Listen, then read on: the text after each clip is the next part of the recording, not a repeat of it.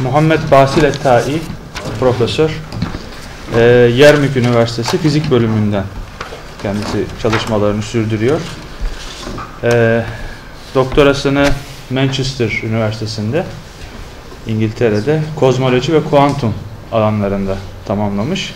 Şu anda belirttiğim gibi Yermük Üniversitesi'nde fizik bölümünde çalışıyor. Modern bilim, özellikle de kozmoloji üzerine çalışmalarıyla tanınıyor. The Theory of Special and General Relativity, The Creation of the Universe and Introduction to Astronomy yayınlanmış bazı çalışmalarından hocanın. Son dönemdeki çalışmaları özellikle kelam ve kelamın modern bilim açısından taşıdığı tazammunlar üzerine yoğunlaşıyor. Hocamızın www.kozmokelam.com diye bir sitesi var. Burada da bu konuya dair makalelerini, çalışmalarını görmek mümkün. Bugün de bize bu dakikul kelam kavramı etrafında kelam ilminin tabiat felsefesine dönük yüzü hakkında modern bilim zaviyesinden görüşlerini aktaracak. Hocamızdan bir sunuş alacağız malum. Onun ardından sorular ve yorumlarla devam edeceğiz inşallah. İngilizce olacak sunuş, tercüme yapmayacağız. Bismillahirrahmanirrahim. Thank you very much indeed for this introduction. I am Basil Altaie, as was introduced. I am a physicist. I have been working in physics for the last 30 years. After my PhD, I finished my PhD in 1978 already in cosmology and quantum field theory. Since 1989, I got involved in studying Islamic philosophy and especially Islamic Kalam. I found that Islamic Kalam contains a lot of physics. But how and where we can find that, this is what I'm going to show in this talk.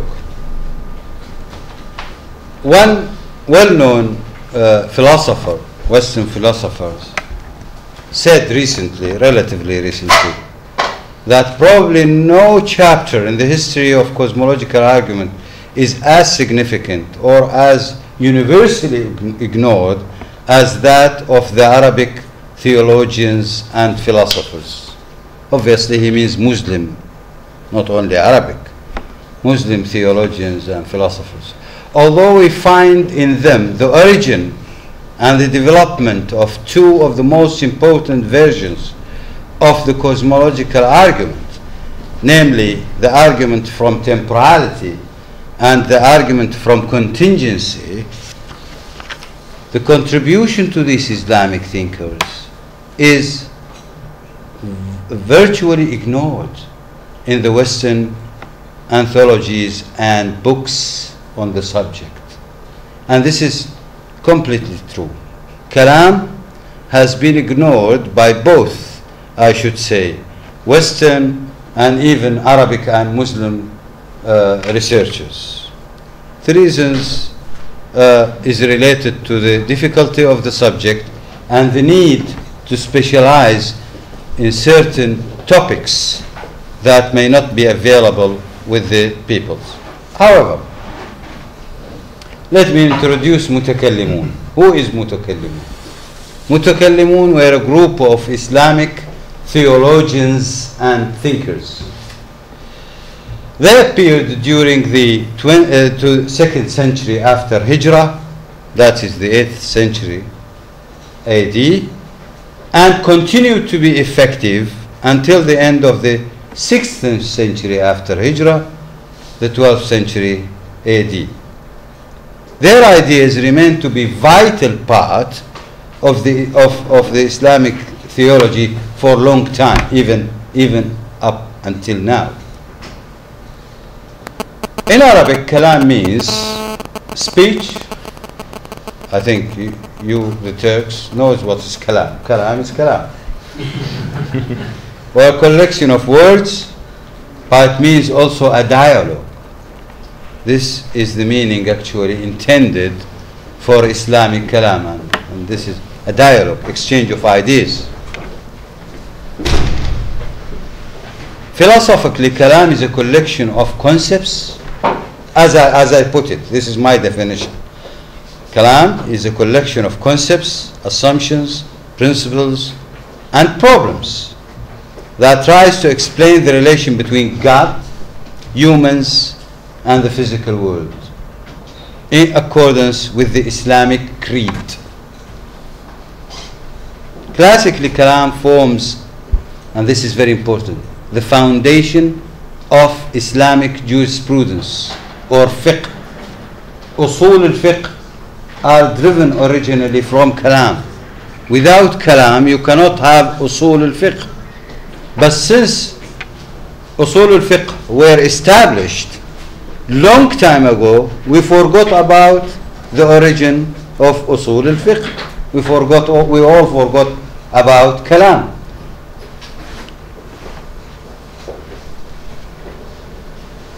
There are two categories or types of kalam.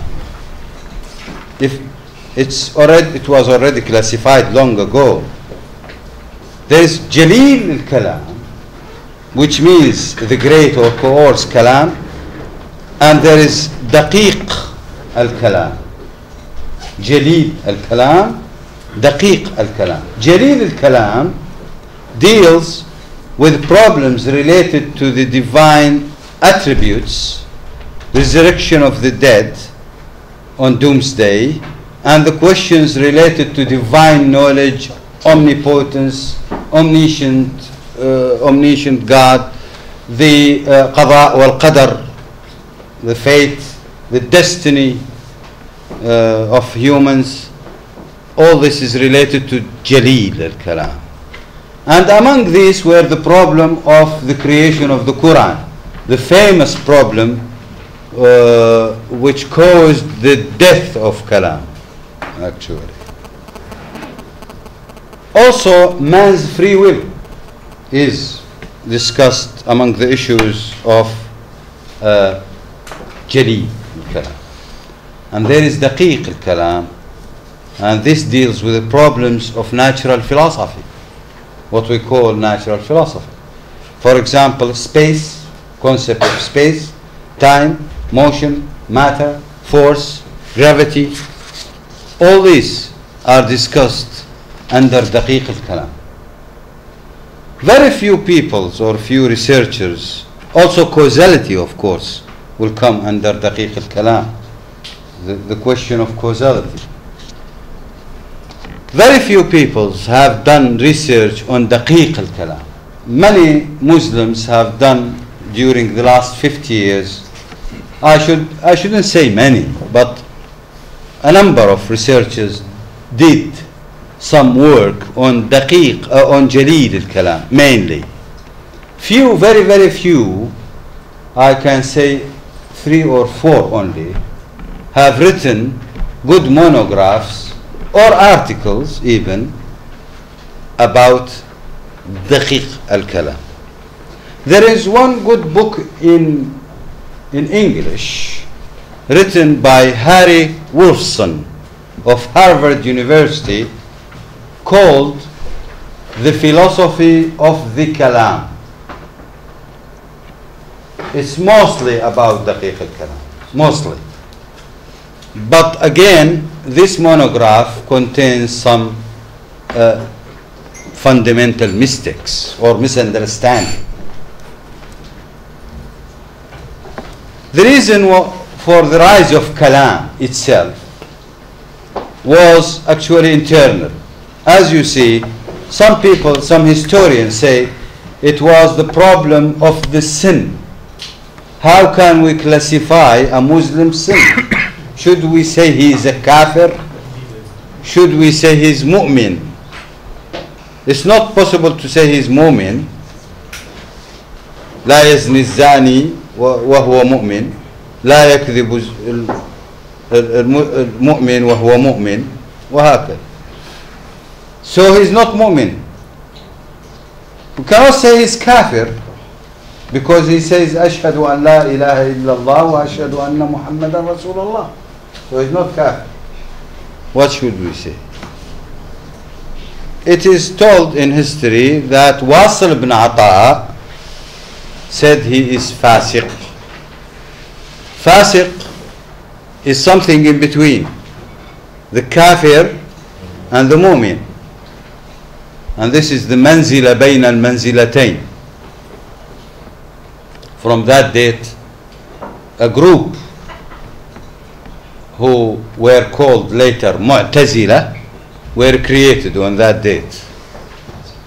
And since then, they started discussing issues, topics of daqiq and jalil al-kalam. There are actually other reasons which I could spot also, and that came when Muslims conquered other nations and could spread through Asia and through North Africa. They faced new philosophies, the Hindu philosophy, the Persian philosophy, and they had to prove for them that God is one, that God is omniscient, is omnipotent, that God is the powerful creator, and all this has to be done without the Quran or Hadith. How they do it? They have to do it through reason. And that was also another cause of kalam.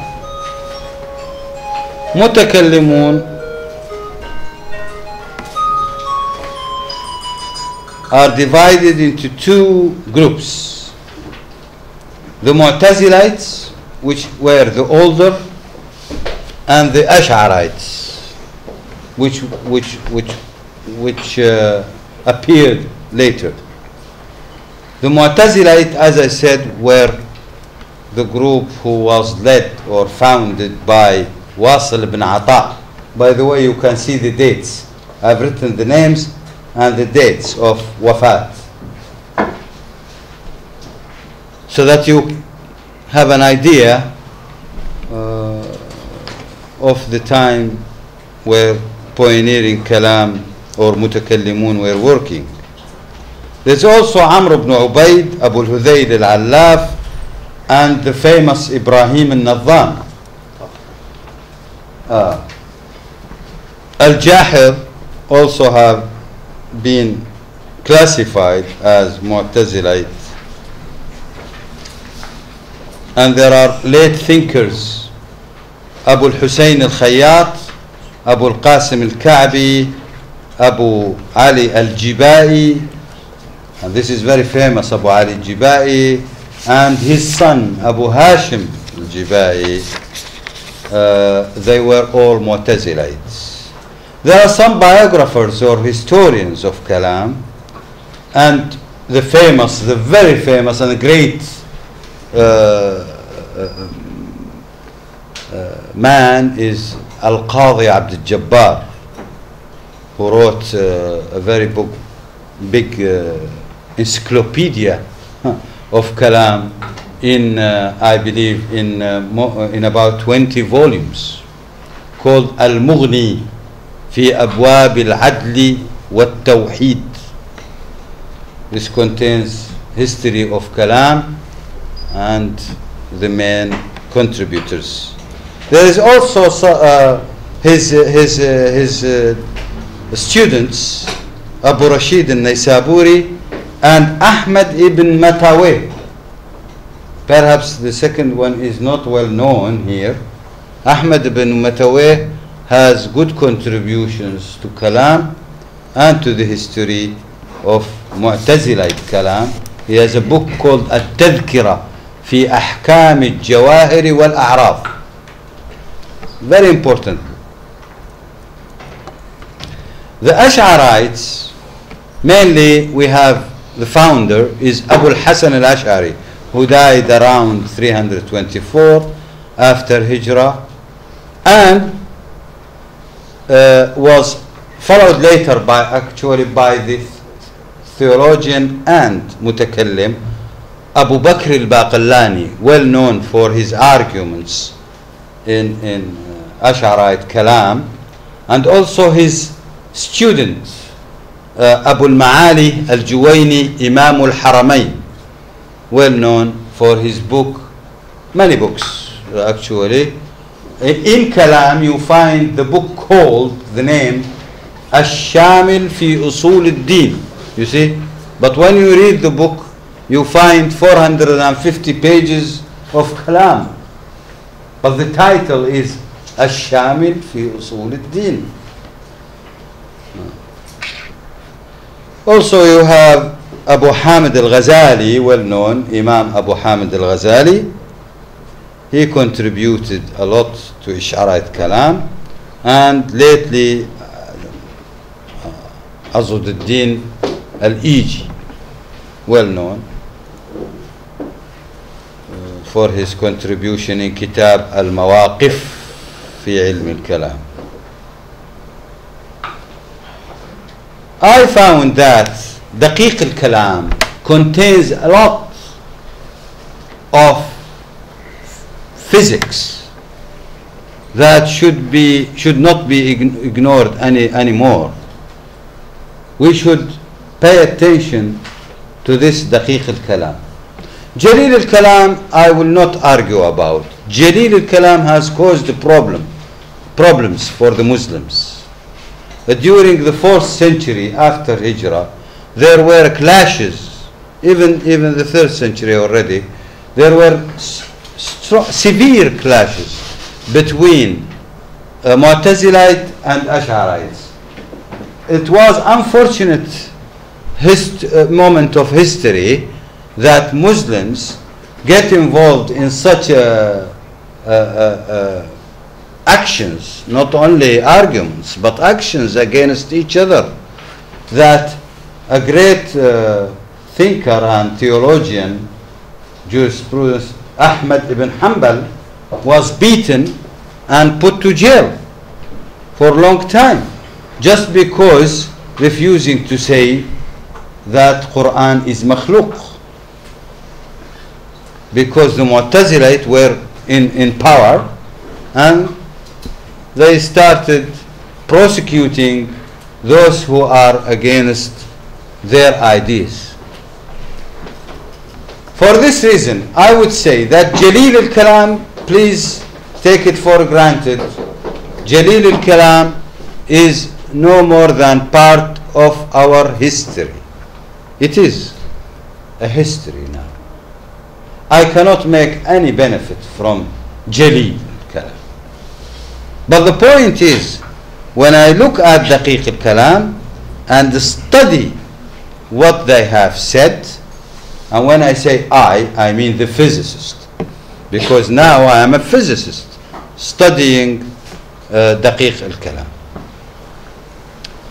I find that there is a wealth of knowledge, a wealth of philosophical standpoint, a wealth of Islamic creed even embedded inside these principles and opinions, as I will show you briefly in this evening. It's important first of all to know that Mutakallimun started from the Quran in deriving their ideas, in developing their ideas. They started from the Quran, so the Quran is the main source. The German historian of philosophy, Walter Walzer, identified this point clearly by saying that Mutakallimun consider the Quran their prime source. The Quran, not even the Hadith, but the Quran. I found that we can express it this way, that Mutakallimun start from God through reason to understand the world or nature. This comes exactly to the contrary of the methodology of philosophers, including Muslim philosophers. Philosophers, obviously I mean mainly Greek philosophers. They start from the world and the facts of the world through reason to understand God. So they start from the physics through rational judgment and construct to paint a picture of the rational God. That's why it's not strange to see that sometimes they have many gods. Sometimes they found God knows nothing about the future. They say God does not know anything about the future because they are starting from nature through their own reason, which is limited obviously, to construct God. The Islamic Kalam, I wouldn't say philosophy, Islamic Kalam start from God, that's to say the doctrines as or principles or notions as laid in the Quran through reason to understand nature. As I said, Richard Walzer has already identified this and recognized this fact, and also William Craig, I think is proper, Craig, who was here some time ago, has also identified this by saying that mutakallimun have considered the fact of Islam, or the philosoph considers that nature is the basic, while mutakallimun consider the source is the Quran. Obviously, no way in 1 hour lecture, you have to forgive me please, no way in 1 hour lecture that I can provide a fully substantiated and detailed account of the contributions of mutakallimun. However, during such time I will try to summarize their main contributions to natural philosophy, which was covered under Daqiq al-Kalam, and I will glimpse over some vital problems where I feel some genuine research work has to be done in order to see the possible use of Kalam in contemporary philosophy of science.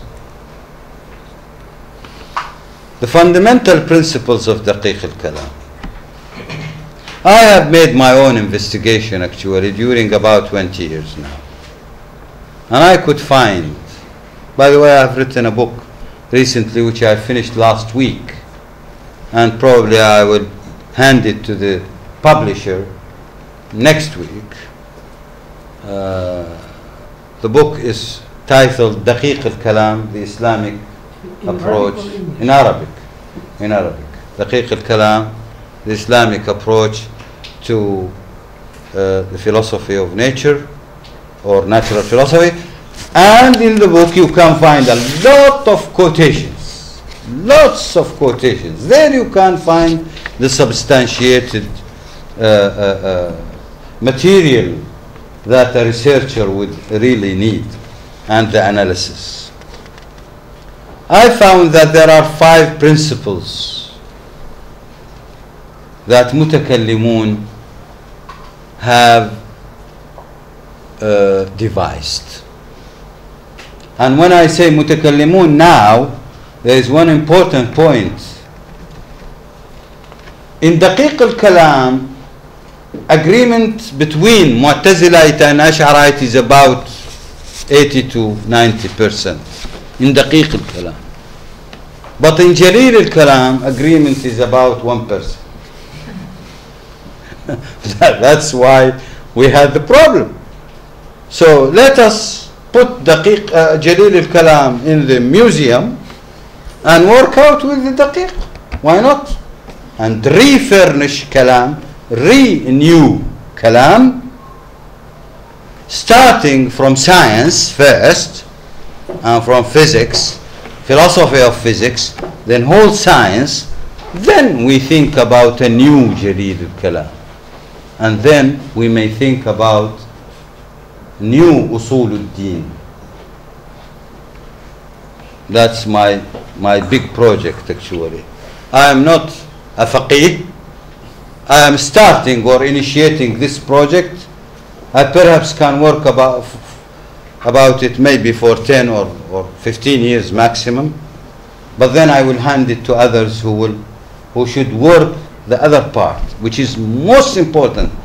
And that will establish the new and modern Islamic thinking on firm foundation, scientific foundations, that agrees with Islamic spirit, the original Islamic spirit. These 5 principles, I will cut it short, are the principle of temporality. By this they mean, or they said, the universe is created. Everything in the universe is muhdath. Muhdath. Muhdath means temporal. 1.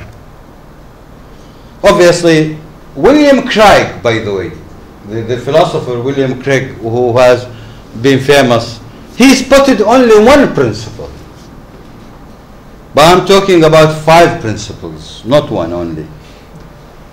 The Kalam cosmological principle, which was redevised by William Craig in 1979, is only 1 item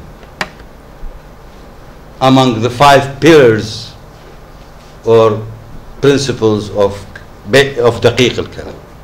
The second principle is the atomism.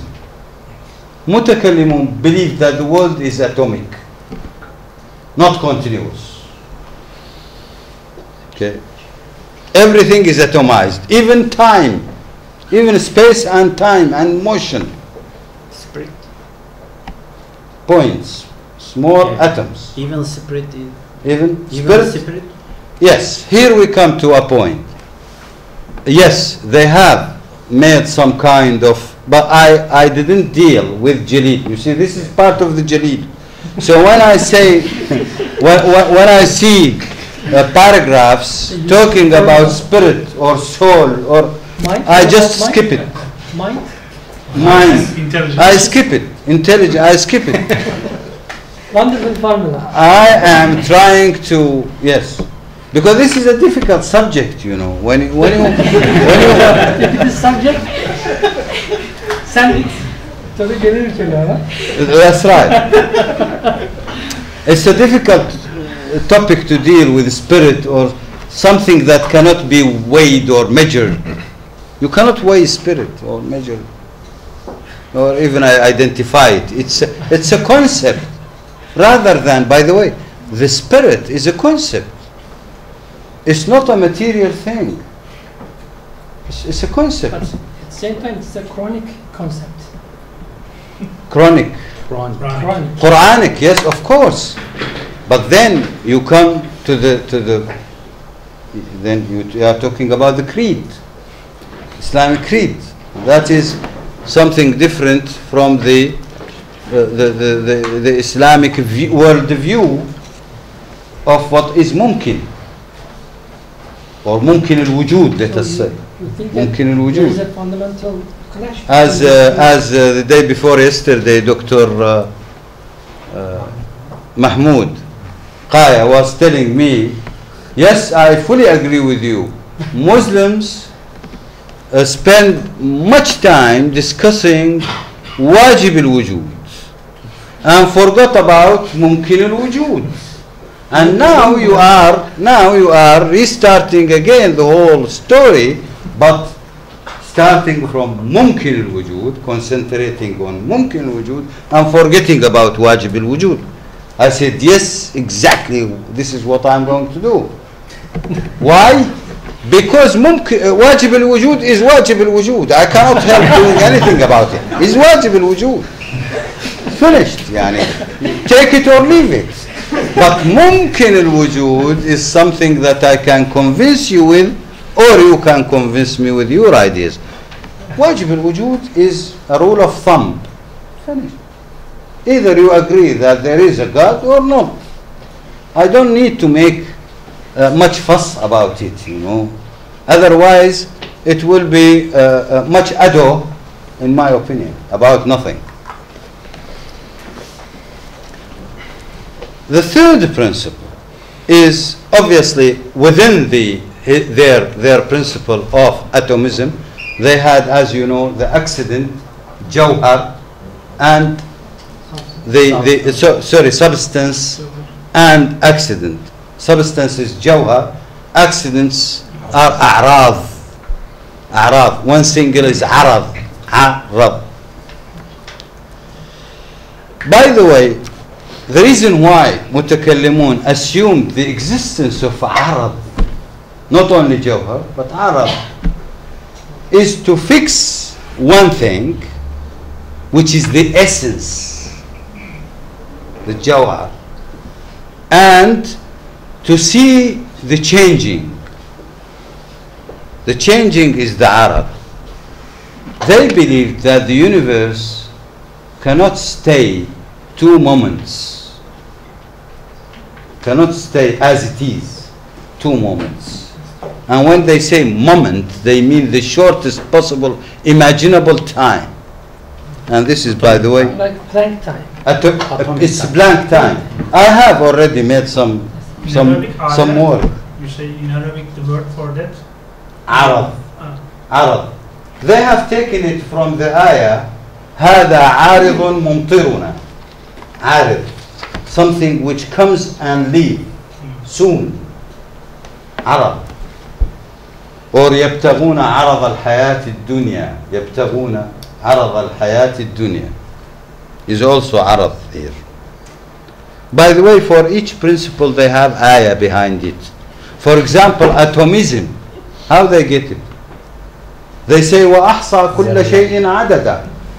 وأحصى كل شيء عددا means everything in nature is countable.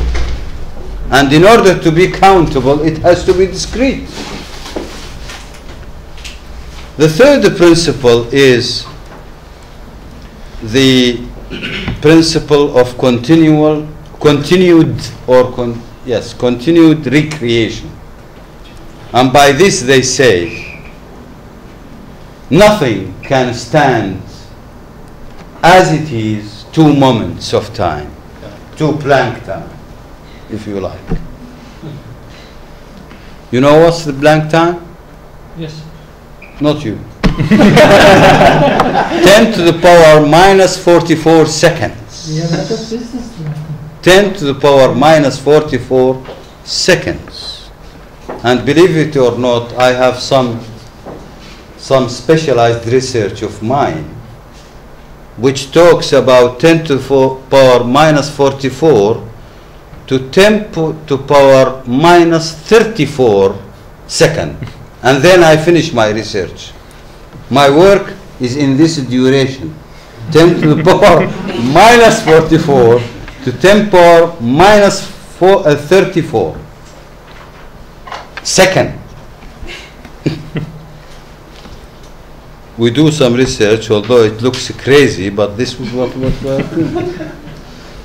It says that God, in order to sustain the universe, has to recreate Allahu la ilaha illa huwa al-hayyu qayyum. What does it mean, qayyum? Qayyum, it means that he is the sustainer of the universe.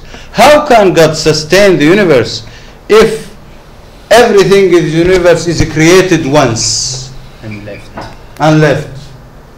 He created water and left it. And these drops of water are there for millions of years. Where is God?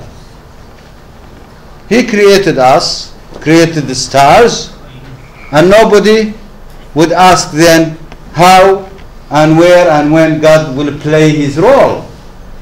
Isn't it? We have to find a way. That's how God the creator is a creator.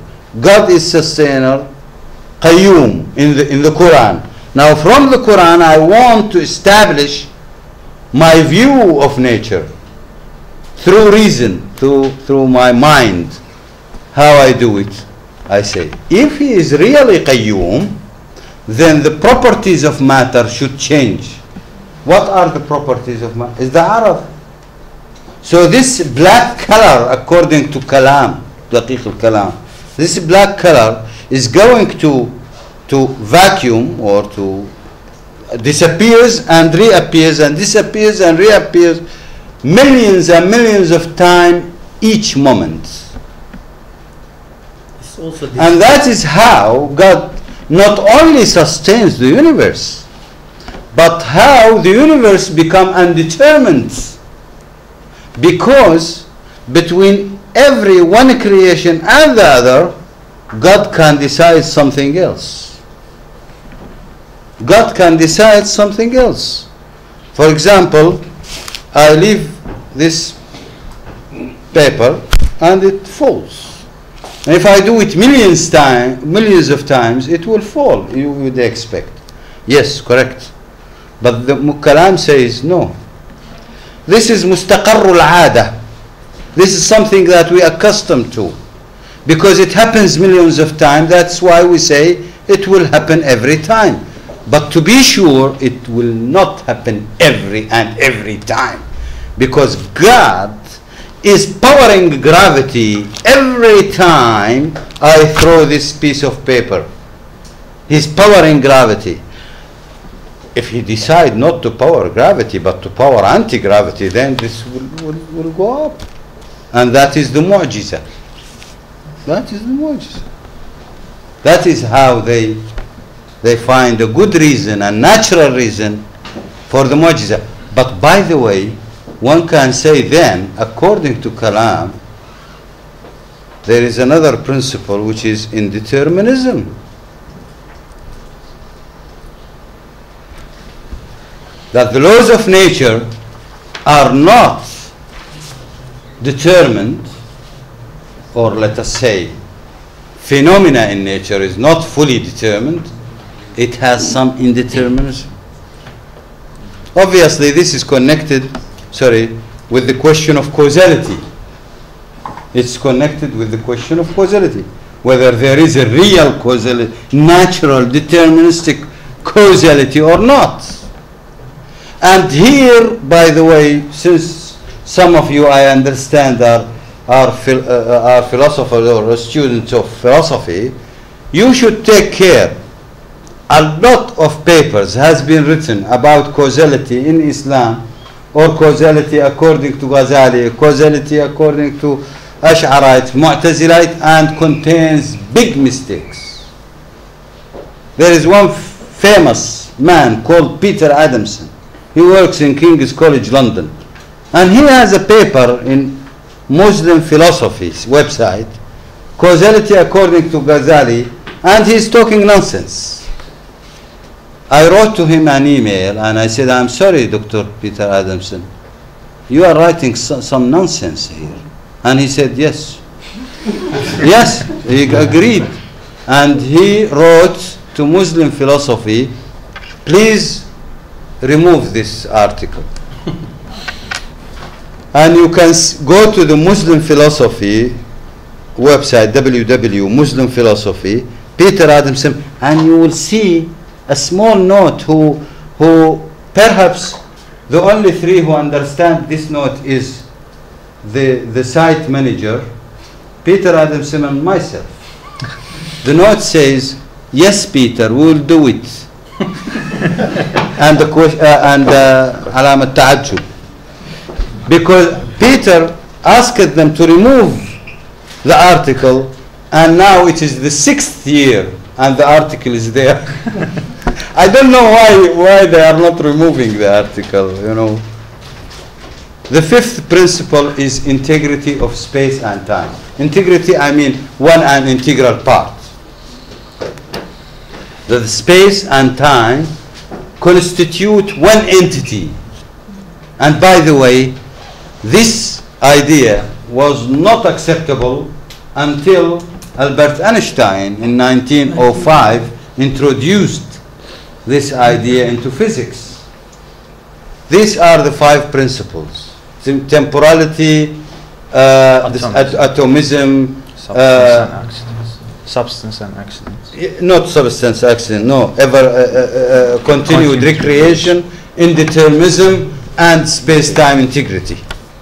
By the way, if I would have delivered such a lecture like this one in, say, 1890, the audience will say, what a nonsense.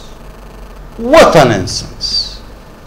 But after 1900, all these principles came to crystallize as principles of modern physics. So, to my delight, I could see that mutakallimun were right after all. Because classical physics were based, classical physics I mean before 1900,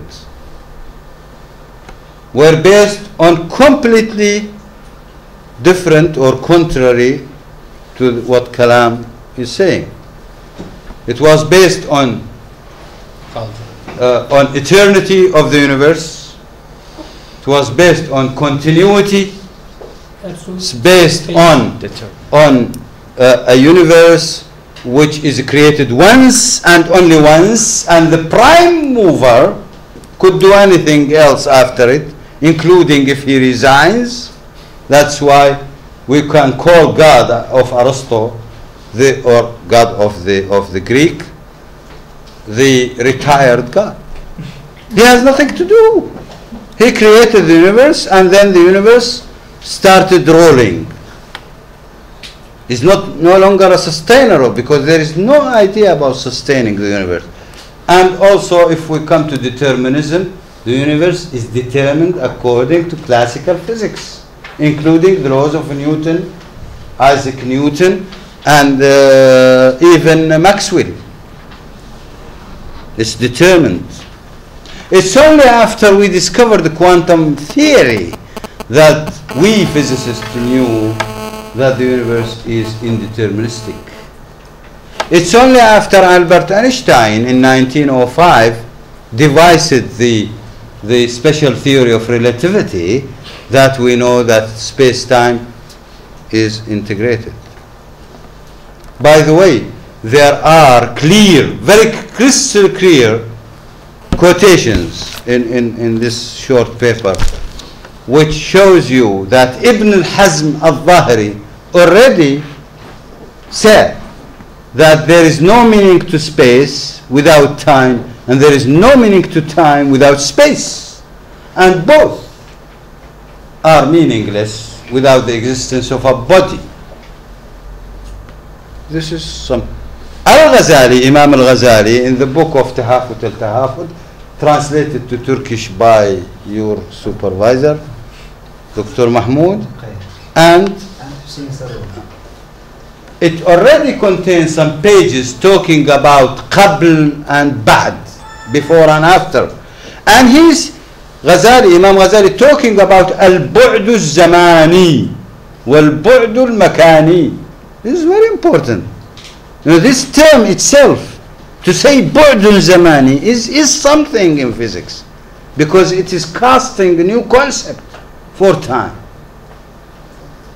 And Ghazali denied that there is any difference between space and time. He said it explicitly that there is no difference between space and time. Obviously, after we finish this part, we can come to what I call applications. Applications are unlimited. There are numerous number of problems, many problems you can choose to study. I have studied only few problems. I have studied, for example, motion, and I could spot that among the ideas of motion is Al-Nadham, Ibrahim al-Nadham idea of Tafra.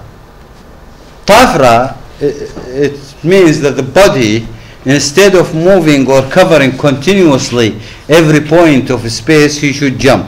This was brought in because Al-Nizam specifically believed that the space can be thought to be continuous. The space is continuous. So they asked him, if it is continuous, what about Zeno effect? What's called Zeno effect? Sahm Akhil, or in Arabic Sahm Akhil.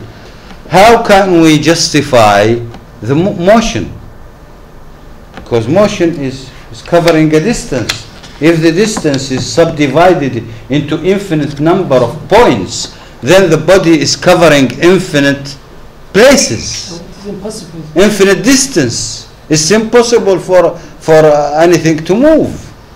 And he said, no, it moves, but only by jump. Tafra is jump. By the way, one famous historian, living historian of science, it's called Max Yermer. In his book, The Philosophy of Quantum Physics, he says, Al-Nizam is forerunner of quantum mechanics. By the way, if I have said such a sentence, people will say you are overestimating things. You are over exaggerating. But it's Max Yermer, it's not me. He says Al-Nizam is forerunner of quantum mechanics. One important note. It's true that different school of Kalam presented different details of these general views, rather looking contradictory sometimes. However, the general trend of their works fell in one and the same mainstream, that was the opposite side to the view of Islamic philosophers like Ibn Sina, Farabi, Razi, and Averroes. I mean Razi, Abu Bakr al-Razi, not al-Fakhr al-Razi. Fakhr al-Razi is half philosopher, half mutakallim. Confused. In no way, note number two. In no way I claim that the philosophy of the Kalam form an integrated body that can be found in one individual mutakallim, nor that it forms a complete modern philosophy of nature. But some thoughts of mutakallimun, namely in Daqiq al-Kalam, echoes with some contemporary concepts and principles of modern physics. That is why, as a physicist, I could spot at least few problems which can inspire me to suggest new solutions to the problems of existing problems in physics. Among these solutions is the problem of indeterminism and the so-called the problem of measurement in quantum mechanics.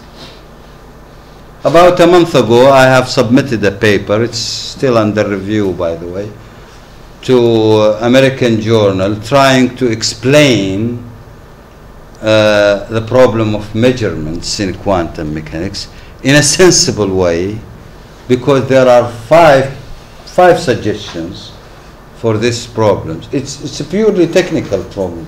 It's a scientific problem, although it has philosophical implication, big philosophical implications.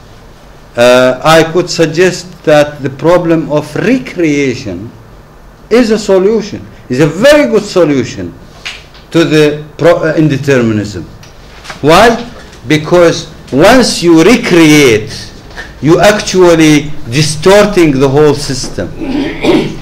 And if you recreate the distance, every physicist knows that the system will be affected by d by dx. If you created a distance s or x, then the whole system will be affected by d by dx. And we also know from simple mathematics that d by dx and x, we say, do not commute. That is to say, x d by dx minus d by dx, x is not 0. It is. No. This is called the commutation relations. It's mathematics, but it has the implications that uncertainty principle of Heisenberg is correct. The Heisenberg uncertainty principle can be reduced into what we call conjugate or complementary operators. X, d by dx, t, d by dt, theta, d by d theta. And if they don't commute, then you have indeterminism. And recreations tells you that here we are. It's non-commuting generators or operators. The five other principle explanations contain some loopholes, including the very famous one, which is the Copenhagen interpretation, by the way, called the Copenhagen interpretation. The problem with it is that you can extrapolate this interpretation to say that every one of us is involved in the creation of the universe. This is called the role of the observer. And among these comes the question of so-called Schrödinger cat. This example is very simple. It's called the Gedanken experiment in German.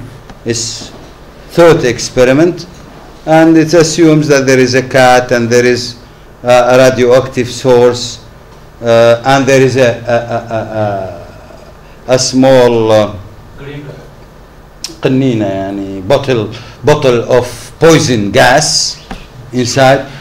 Once the radioactive material will release alpha particle, the hammer will break the bottle of poison gas, and then the gas will be released. The cat could be dead then. But then, because the radioactive source is only probabilistic, not deterministic, Schrödinger asked the question, would the cat be dead or alive? And if you say it's dead, he says no, it's 36% dead, 64% live, because the probability of releasing alpha particle is 64%. So it's 64% dead, 36%, or vice versa. Never mind the numbers. It's probabilistic. I say how it comes. You say it's only when you open the box that you make the wave function of the cat collapsing to the dead state instead of being live. By the way, this is, in my opinion, unfortunately, it is non-convincing argument. In my opinion, it's not convincing. The Kalam solution, as I said, come in this form. It's a bit technical. I'm sorry not to go into the details, but I can assure you it contains some solid physics there, and the notion was brought by mutakallimun originally. There is also another notion, which is the discreteness of time. In physics, we are facing a lot of problems now because time is continuous. We consider time is continuous. If we have a discrete time, many of our problems will be solved, and perhaps we will find a new era of physics. There is also the question of causality in philosophy and in physics, and mutakallimun have a detailed but very, very fine opinion on this question. I suggest that students of philosophy can pursue such studies in Kalam and see. By the way, there are few articles which were published very recently in Theology and Science, in the Journal of Theology and of Science of the CTNS, Center for Theology and Science in Berkeley, and I could find sensible study there, very accurate on the question whether Ghazali denied causality or not. There are a couple of articles there of interest. One of them was written by an American philosopher, actually, or she is working Texas, Austin. I could find that there is a delicate, very delicate concepts.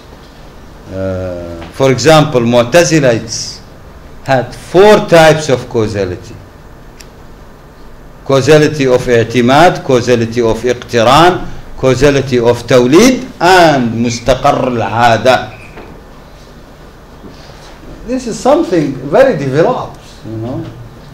And now in physics we only talk about macro causality and micro causality, whereas Mu'tazilites had even more detailed concepts. The question of the eternity of the universe is also should be studied in more details, I believe. The concept of motion, I have done some work and it will appear in my book. I haven't published it as a separate article. Perhaps I will publish it as an art journal, journal article. There's something else also. But part is such a chapter in my book, including theorizing the concept of motion into equations, mathematical equations. As you know, Mutakallimun didn't have any mathematics. They were talking only concepts. So what we can do now, actually we can re-establish Daqiq al-Kalam with our powerful mathematics now. And we can utilize some of the important ideas to solve problems in physics. If we can do that, obviously the question of Tafra, Dr. Hassan's subject of Tafra, has to be studied. Why Nadham said or believed in this concept? It's a question. The concept of Mu'tazilite, vacuum. By the way, vacuum or khala, nothing. The physical. Mu'tazilite said no. العدم قالت الأشاعرة العدم هو اللا شيء, nothing. Ash'arite said vacuum is nothing. قالت المعتزلة, look how delicate is the wording of كلام. قالت المعتزلة حقيقة الشيء المعلوم أي كونه معلوما. The reality of a thing is to be known, and the vacuum is known. Therefore it is a shay, it is something. You cannot say it's nothing. Then the Ash'arite asked them, if it is a thing, the thing is usually made of jawahir and a'rad. What are the jawahir of the nothing? The Mu'tazilite said, yes, the jawahir of the nothing is same as the jawahir of the existing. It's only the main difference is the jawahir of nothing are unlocalized. غير متحيزة. جواهر غير متحيزة. This is a very delicate concept, by the way. Comparing with modern physics, we know that modern physics tells us that the vacuum is not nothing. The vacuum may contain virtual particles. And if you think about it for a while, virtual particles are like real particles, but only they are not localized. لا تشغل حيزا غير متحيزة. So conceptually They are talking about the same thing, the Mu'tazilite and Dirac, Paul Dirac. The physicist, the modern time physicist, Paul Dirac. But only conceptually, please. Beware not to... There is also the problem of the expanding universe. Very few people knows that Al-Ghazali, in his book, Tahafut al-Falasifa, established, not to say the fact, but suggested the idea that the universe can be bigger than what it is and can be smaller. And there is no argument against that. Could be smaller, could be bigger. Why not? That's why I could say that Al-Ghazali, Imam Al-Ghazali, left it open for the universe to expand. While Ibn Rushd, whom is nowadays is defended fiercely by Muhammad Abd al-Jabri and some others, that he is the scientific, logical mentality, the great Ibn Rushd refused, saying that no, the universe cannot be bigger, cannot be smaller, because Aristotle said so.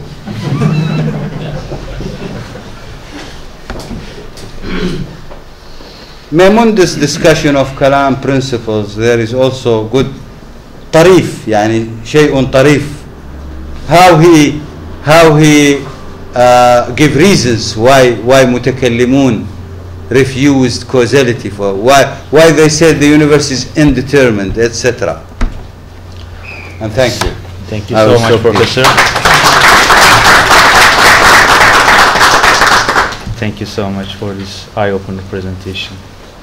I'm sure there are many questions and comments. Sorry, I've taken a little bit more time, but no, it's fine. It's okay. I had to complete. Yes, we can go on through your questions and comments.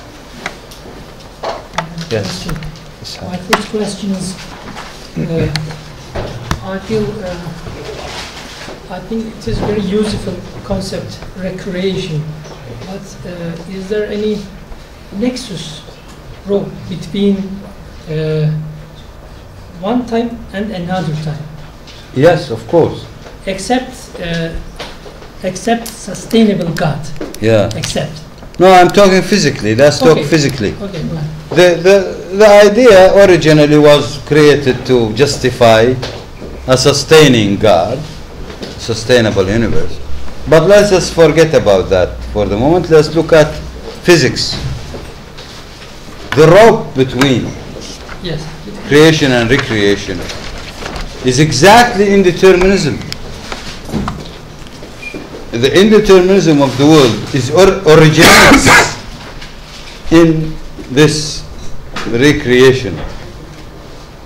If the universe were deterministic, I will find it very hard to talk about recreation. I know, but my point is different. So, how can we remember previous time and space? Because this is a subject actually to be studied not only physically but also philosophically. It's a very good question indeed. We have a very good question. You know, I am actually stimulating some problems.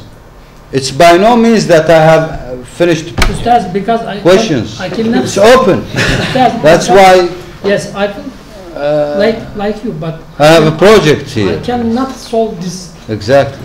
God recreates me. No, we can't solve it. I tell you why. I tell you why. Because Hugh Everett has already assumed some memory in his suggestion for the many world theory. You know, if I go back to the measurement problem in quantum mechanics, for which I am suggesting this recreation, there are five, as I said, five interpretation.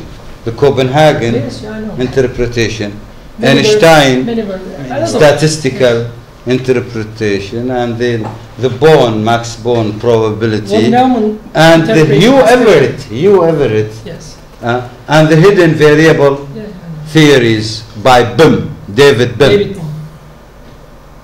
if you go back now to the Everett solution, which is very famous these days, the Everett many world multiverse solution, he has faced this question, and you can borrow his solution if you like, but I don't want to. We couldn't find a useful solution.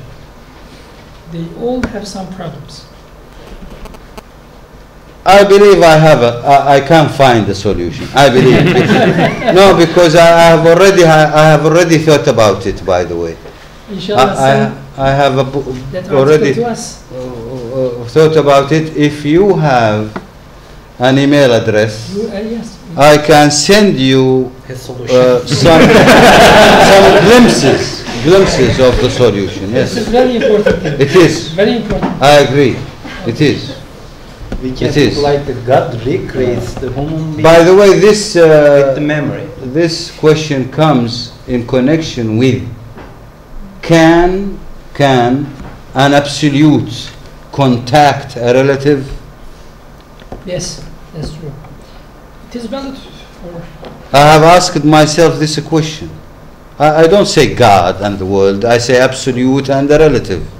Yes. I have some sketch for a project, if you like to work on it. In this respect, yes. It's called Between Two Worlds, World S and World T. S is the absolute and T is the temporal. And how I can connect, but then it involves some mathematics there, Hilbert space formulation, etc. I am not sure whether you are familiar with it. If you are familiar with the average solution, certainly you will be able to work on it. Yes, we can continue this conversation. This can be a PhD project even, if you like. I have also Yeah. different question, but if you. Yeah, please. My second This question. is my card, and you may write to me, yes, because I don't have your email. My second question is, I wonder your opinion about contemporary physics.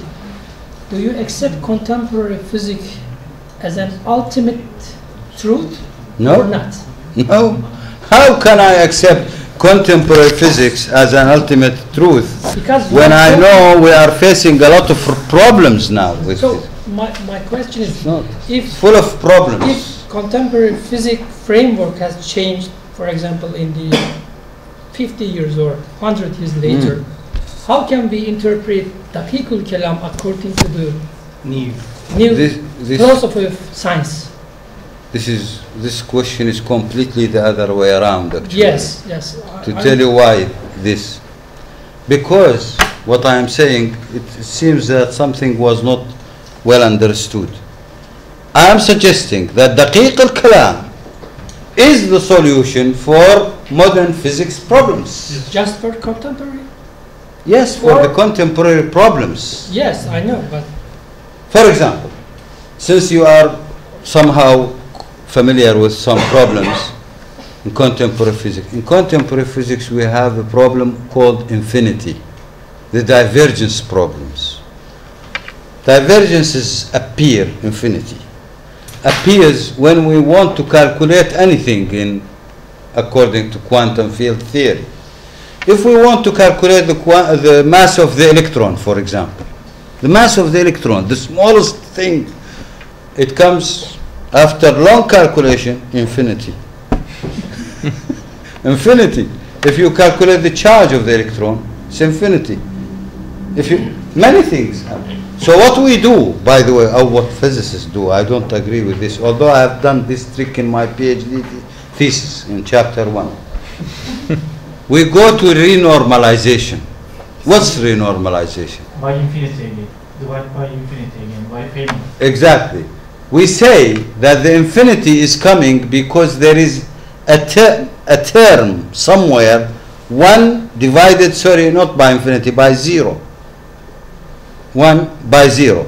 So we look for this, we make spectral analysis, and we pick up that virus, that term, and we throw it away. Unjustifiably, we just throw it away. This is called the method of subtraction. There is another method which is called cut off.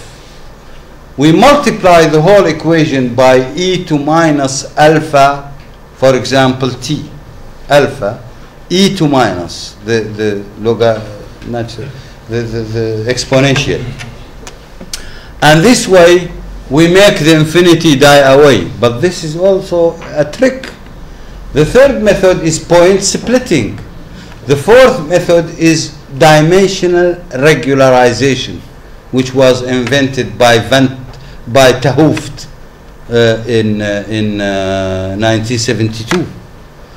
I applied point splitting, for example, in my PhD thesis. What's point splitting? It says instead of looking at the distance as if it is made of infinite number of points, you make a finite increment, delta S. Instead of ds, you go to delta S. What's delta S? It's a finite increment. It means instead of continuity, you go to discreteness. And this is what Daqiq al-Kalam is saying. Daqiq al-Kalam is trying to solve this problem by saying, let us look at things not as being divisible infinitely, but let us assume that it is divisible until there is undivisible,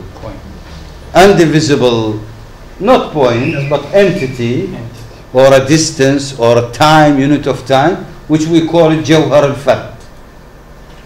And this assumes that there is a finite instead of infinitesimal. You have finite increments. So the distance is to be divided by finite increments.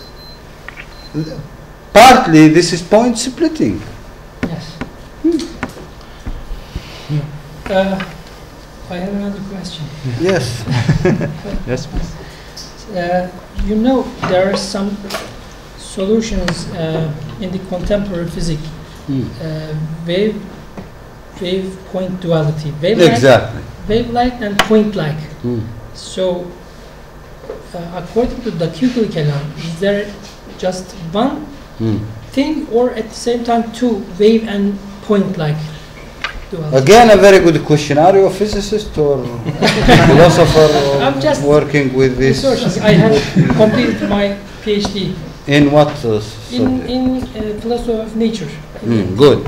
So you are in touch with physics. Yes. A little bit. Yes, this is a very important point, again, and a very big mistake of contemporary physics. That is the problem of wave-particle duality.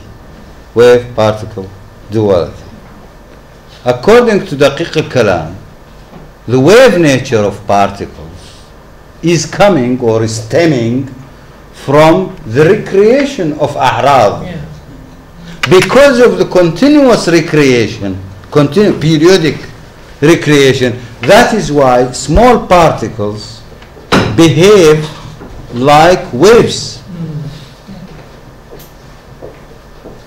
But in reality, there is one entity. Yes, I have wondered. No particle, no wave. Yes. No, but it is Jawhar and the Arad. The Jawhar is fixed, the Arad is changing. Physicists thought that there is particle and a wave. The fact is no. There is one entity. So and that is the jism. So is Jism. The jism is composed of Jawhar and Arad. Some philosophers say, is this entity just like process? No wave, no point, just process? But It is a process. Behavior. Exactly. It is. Is it only process or something else? No, it is a process. It is Process. recreation. Yes. See, once you have recreation, So recreation Recreation, means recreation. process. it is a process. The process of you can call it confidently the process of recreation. And the process of recreation immediately leads to you to uncertainty, but it will not tell you uncertainty delta x delta p greater or equal h bar. It tells you can prove greater than some constant. Then you have to fix the constant. I couldn't fix the constant myself except by assuming it is a blank constant. So you think that we couldn't find anything at the using the argument that blank constant is the smallest unit of action. Yeah. So there is nothing at the fundamental level. What do you mean? I mean, some Material, substantial. Yes. There is nothing substantial. If you are looking for something at the fundamental level as a point or wave, so you can. There isn't. Find. There isn't. Yes. Yes, there isn't. And by the way, you can also explain this recreation explains the statistical nature of quantum measurements. Why it is statistical? Because it's changing. And it solves one big question. Einstein said quantum mechanics is not applicable to single particle. But all physicists knows when they solve the equation of the electron called Schrödinger equation, they can solve it for single particle. Yes. And they get the solution for one single particle. So Einstein is not necessarily correct by claiming that you should have many particles. We can solve it for one particle. Why we shouldn't have a quantum mechanics for single particle? The solution is this, that it is a single particle. But because it is changing property very quickly, the statistics is in the changing part.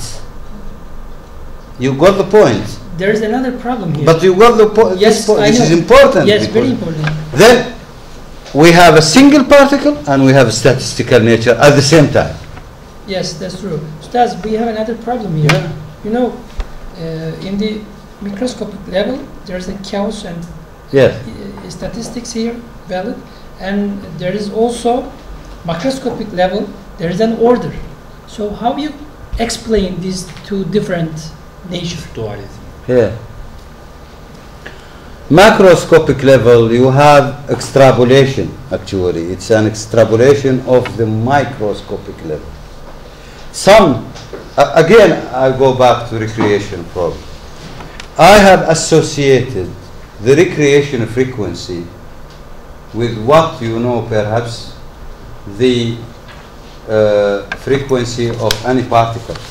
This cup, the mass is m, multiply by c square, divide by some constant called Planck constant, Yes. and you get the frequency. This is exactly the recreation frequency. So the bigger the mass, the higher the frequency. Correct? The bigger m, Yes. the higher the frequency. And if you have high frequency, you have very little separation between one creation and the other. In fact, because of the very high frequency, you cannot spot any quantum effect But what is the in the macroscopic world. yeah? But when you go to the microscopic world, for example, the mass of the electron is 10 to the power minus 31 kilogram. So the frequency is relatively low, the recreation frequency. That is why you can see or feel, so Yes. to speak, quantum effects. While because of the very, very high frequency, you cannot see quantum effects. And What you call a chaos, by the way, it's not a chaos, it's actually a process of recreation. an infinite frequency will be like a continuum. Stable, continuum, Stable. exactly, it will be continuum. What you call in So, physics continuum. Any more questions? I have a question about the source of Daqiqul Kalam. Yeah, You mentioned the main source of the Kalam is Quran. That's It's right. true, completely true. When we talk about the Jalilul Kalam, I think. But can we mention other sources in the field of the Daqiqul Kalam, like Greek philosophy or Indian philosophy, because we know from the biography books, Tabaqat, especially the second generation of the Mu'tazili, Mutakallimun, studied the Greek philosophy. Here I have one point to clarify also for you specialists in philosophy and these matters and religion, and that is, when I talk about mutakallimin, by the way, I recognize only those pioneering peoples who established kalam until the 4th century. Or you can include Ghazali. Aduddin al-Iji, I couldn't fully agree with him, by the way. I feel everybody after Imam al-Ghazali, nearly everybody, has gone out of the basic source of kalam by introducing Greek or Indian philosophy. So, by the way, for this reason, maybe Jahid will be angry about it, but I don't consider Fakhruddin al-Razi as a mutakallim. I think he is lost between philosophy and kalam, and he, in my opinion, Fakhruddin al-Razi, I couldn't see any original contribution for him. Also Sadruddin Taftazani also comes in the same category, but Sadrul Muta'allihin, whatever, Mullah Sadra. Mullah Sadra now is being pumped by the Iranian, by the way. They are ينفخون فيه. Mullah Sadra, as far as I can see, his Asfar الأنوار والأسفار الأربعة والإلهيات وصدر المتألهين وعظيم الشأن, he has sources, all his philosophy is a mixture between Sufi philosophy and Kalam. No more. Mullah Sadra, I couldn't see anything new. Somebody was telling me that Mullah Sadra talked about atomism of time.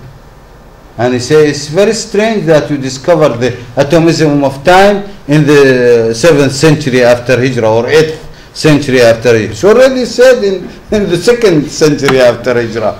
They were talking about atomism of time. Or recreation. Again, Mullah Sadra also talked about recreation. But it's already there in the books of Kalam. Some ideas, notions about spirit, etc., nafs and nafs al-muta'aliya or hikmat al-muta'aliya. It's all from Sufi, by the way. Sufi. Jalaluddin al-Rumi, some from older, from Muhyiddin ibn Arabi, by the way. Mullah Sadra have taken a lot from. So, I'm sorry to do that, but I couldn't trust any of the late mutakallimun. The late mutakallimun are no longer mutakallimun, in my opinion. They borrowed some ideas from here and there and missed a lot. Yes. Do you find any contemporary companion to your projects? Muhammad Iqbal comes to mind, because it does. He was also interested in the earlier Mutakallimun, especially was interested in Nazam. That's right. And he was critical of Greek influence on Muslim philosophy. So your projects seem that's right. very similar to Muhammad Iqbal's general orientation. That's right. That's right. I only feel, I'm not sure because the man is dead, rahmatullah alayh. If Muhammad Iqbal would have been alive until now, I think he would have congratulated me for this.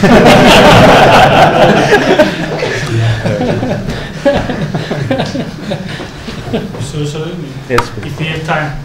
all right. So is there, or what's the association between the recreation and evolution? And evolution. Evolution, yes. Again, a problem to be studied. I'm outlining, things. It's a good. Can we take some outlines? But certainly, you can put some serious contribution here, by the way. Because as you know, according to Darwin, evolution, you mean Biological Yes, evolution. of course. Yes, biological. Biological evolution is done according to the random mutations, and then comes the role of natural selection. So Darwinian evolution is based on two pillars: random mutation, and here we come to natural selection. In my opinion, personal opinion, very, very personal, I'm not a biologist, but I feel that time will come when we will find that the so-called random mutation is not random. It's not actually random. I remind people with very, very, very famous historical example. Many peoples in the 18th century already believed, including Laplace, that the universe was created out of a chaos. And now, only 20 years ago, we discovered something called the anthropic principle, which says that the universe was created with very fine tuning Anthropic principle. Correct? The anthropic Yes, principle. anthropic principle. Very fine tuning of the constants, very fine tuning of the moments, of the times, of the forces, of the coupling constants. Very fine tuning. If you change 5% the charge of the electron, the whole universe will change. You know the charge of the electron is only 10 to the power minus 19 coulomb. If you change this by 5% only, 5%, the whole universe will change. There might be no life in the universe. So, when I say that this random mutation claimed by Darwin may turn out to be not a random mutation, it may control some kind of statistical, I don't know. This is something for researchers to do, especially those who are studying philosophy of biology. They have to do it. I cannot do it, it's not my specialization. But also I can see that there is some kind of a divine selection, not a natural selection. Because for me, nature is run by God. For me, the law of gravity will not work until God orders the law to work. As simple as saying, look, nature by itself cannot choose. How come that nature chooses? How come nature orders things to do? It doesn't work. Simply because if the order comes from inside the nature, the argument says then this argument is part of what we call the set. So the order itself, the organization, for example, order, if it is from inside, or recreation order, if it is from inside the universe, from within, then it is a subset of the whole set. And if it is a subset, it has to abide by the laws which is controlling the whole set. In group theory language, it has to abide by the properties of the group. And if it has to abide by the properties of a group, it cannot be any better from any other property. So God will be no better than any other thing. Or this order, sorry, not to say God. Therefore, the universe has to be run from outside. And here comes the connection which Yes, you were yes, asking about. It's a serious question, Yes, by the way. really. Very, very serious Ustaz, question. also, can we say that evolution is And here where I want people to make the new contribution to evolution philosophy of is science. some kind of a style of I hope. creation? Not myself, but the others. Evolution is some kind of style of creation. It is. It is a style, Yes, exactly. there's It is. there's an So evolution I do of not deny, by the way, evolution. Although I may, I am not a biologist again. I Like may us. deny the Darwinian evolution. Darwin's theory is one theory. I always say it. Nobody can claim that Arabic language has no qawaid, rule, grammar. But again, nobody can claim that the qawaid or the grammar is only that of Al-Khalil or the famous Sibawayh. Just one unique grammar. One unique grammar. You see the point? Nobody can deny that any language, serious language, should be based on rules, grammar. But nobody again can say that the only grammar is Sibawayh, or the only grammar is Al-Khalil, or the only grammar is Basriyan school, or Kufi school. So there are grammars. Yes, there are theories of grammar. Models, theories. Theory. Same is theory of evolution. Theories may be wrong, and the Darwinian evolution could be wrong. In fact, already we have a new Darwinian, and obviously the biologists are more well informed about this. In University of Surrey, United Kingdom, a few years ago, John Joy McFadden, who is a biologist, made an experiment on bacteria and proved that there is something which is called adaptive mutation. It's a very exciting experiment. He brought a bacteria which cannot eat sugar, like a human being, cannot eat stones. And if you only feed him stones, he will die. So this bacteria, if you feed it with sugar only, will die. Obviously, he has a colony, not one bacteria, but a colony.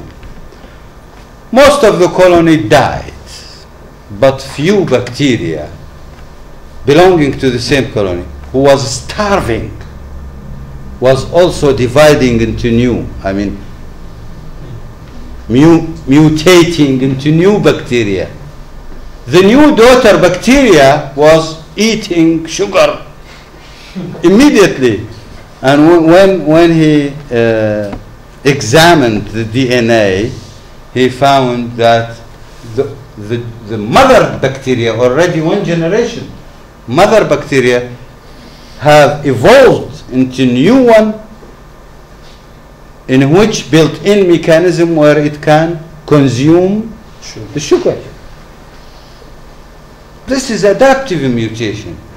And in the book of Darwin, I could read, it's not me actually, already McFadden has spotted this sentence, in which Darwin himself says, if somebody proves adaptive mutation, then my theory is will be completely out of the scene. It will not work. Because Darwin's theory must be random mutation, not adaptive mutation. So as you can see, there are possibilities. But this doesn't mean that if Darwin's theory dies, then we are left with nothing. No. But if the notion of evolution dies, then we are left with nothing in biology, by the way. Be careful. If you deny evolution in general, biological evolution, then you are here problem. How to do with biology? The whole biology will collapse. Modern biology will collapse. You go to Aristotle or Al-Jahid or even Al-Nadham, by the way, was doing some experiments on dogs. Any more questions? All right. Thank you, Professor. Shukran jazila. It's my pleasure to meet such a beautiful audience, such a marvelous audience, and I hope to see you sometime again. I hope some of you will initiate studies. We need to change this routine work in philosophy and in philosophy of science. I hope we should pay attention to Islamic contribution seriously with authenticated documents and analysis, high and detailed analysis of the Western style. Not. I don't mean to write articles in in Jarida, newspaper article. Thank you so much. Yeah. Thank you. Teşekkür ederim arkadaşlar. Selamun aleyküm.